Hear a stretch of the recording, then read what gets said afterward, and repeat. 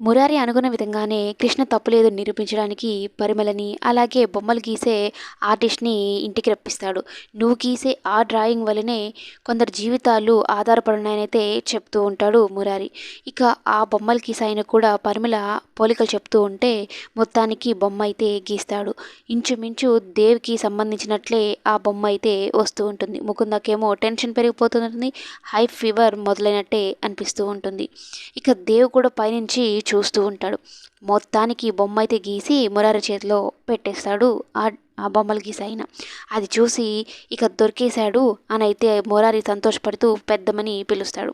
ఆమె కూడా చూస్తుంది. ముకుందాకైతే ఇంకా చెప్పాల్సిన అవసరం లేదు, టెన్షన్ ఒక రేంజ్లో ఉంటుంది.